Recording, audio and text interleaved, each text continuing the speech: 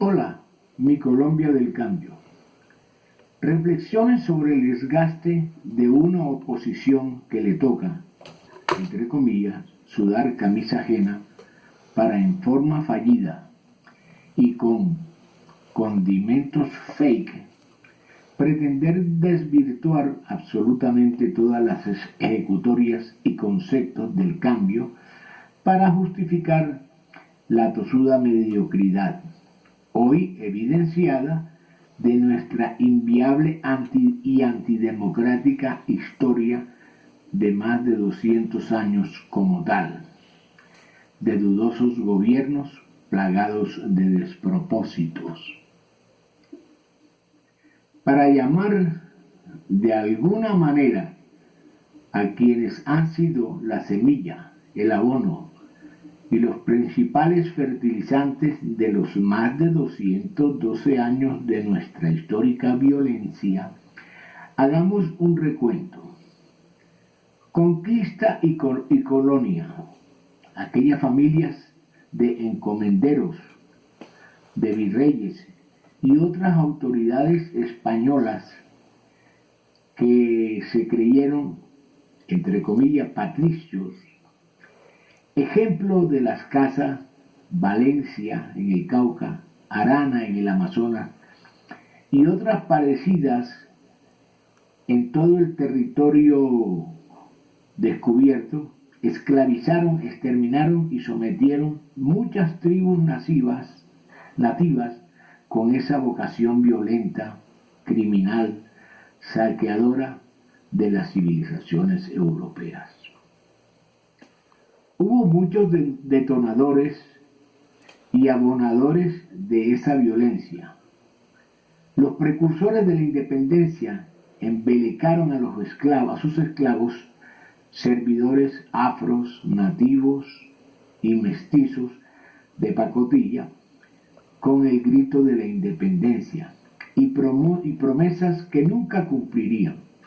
Así nos llegó la República, desgraciadamente tan inclinada a la codicia, los privilegios y la buena vida de las monarquías de la época, que siguieron esclavizando y excluyendo a quienes no fueran hijos de ancestros españoles. Ese despropósito, después de 200 años, al fin parece haberse acabado. No obstante haber asesinado a muchos pensadores democráticos mártires de esta causa. Para llegar al concepto de la noticia, al contexto de la noticia que nos ocupa, es preciso recordar a aquellas personas que detonaron las protestas de las principales víctimas de esas acciones inequitativas, para no exacerbar a quienes vean este video. Si recordamos la historia que nos han señalado desde la primaria, incluso en la universidad nos han enseñado a ver a la gesta de la independencia como héroes. Aún hoy nos han vendido héroes bandidos. Pero vamos a enumerar algunos de esos héroes. Tenemos claro que quienes empezaron a protestar fueron los campesinos e indígenas que años tras años fueron desplazados a resguardos y despojados poco a poco de sus tierras en diferentes regiones de América, por las buenas o por las malas razones. Durante ese largo tiempo de muchos años, esta población marchaba, protestaba, reclamando al gobierno y a las autoridades protección. En el año de 1964, el presidente Guillermo León Valencia, abuelo de la señora Paloma Valencia o Violencia por su discurso incendiario y beligerante, ordenó bombardear a una chusma violenta que se había tomado entre otras la población de Marquetalia, en el departamento de Calda.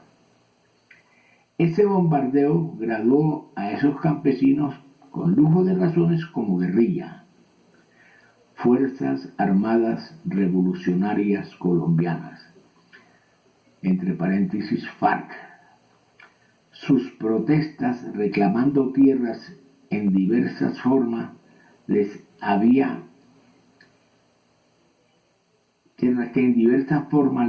expoliado los vecinos ricos, muchos de ellos de esos predios adjudicados oscuramente legales a sus cercanos amigos ricos. Ha sido tal la dimensión de estas canallas actitudes que a las autoridades se les terminó creciendo el enano. Las fuerzas militares, cuya creación, presupuesto y preparación no pudo contener esa fuerza dentro de un orden lógico. 12 años después, el presidente, podríamos llamarlo ilegítimo, Misael Pastrana Borrero, como anunciaron los medios de la época, entre paréntesis, en 1972 se firmó otro exabrupto que contribuiría y corroboraría nuestras tristezas de gobierno. El Pacto de Chicoral. El Pacto de Chicoral fue un acuerdo firmado entre el gobierno colombiano de Misael Pastrana, congresistas y terratenientes o latifundistas colombianos el 9 de enero de 1972, en la población de Chicoral, en el municipio de El Espinal, departamento del Tolima, con el fin de frenar el intento de reforma agraria promovida en los gobiernos anteriores. De eso hablaremos en el próximo video. Reflexiones sobre héroes de barro. Colombianos, fáciles de desmoronarse, los héroes de barro.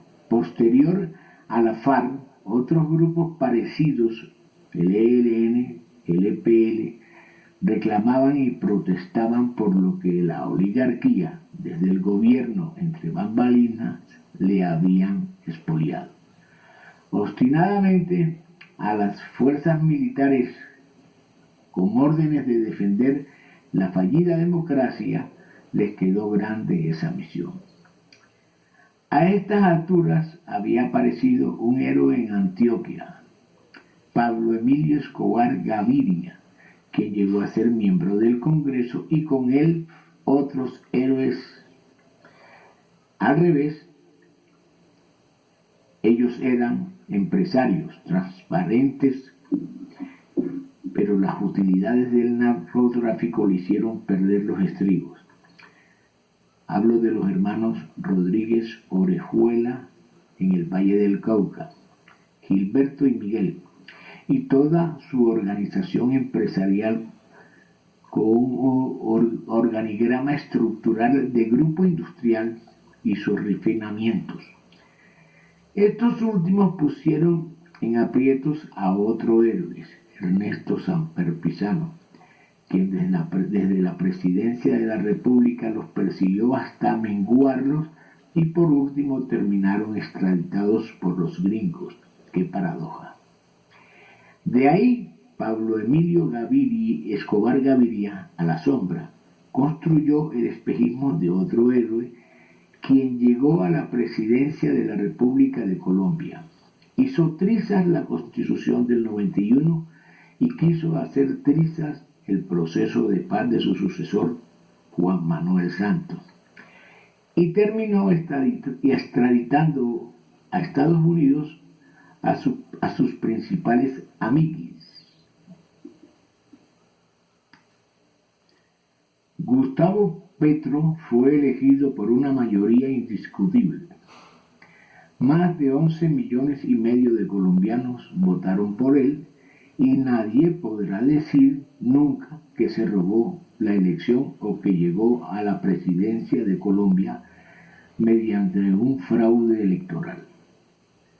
Hoy tiene casi el 70% de imagen favorable, lo cual significa claramente que gran parte de los colombianos confía en él.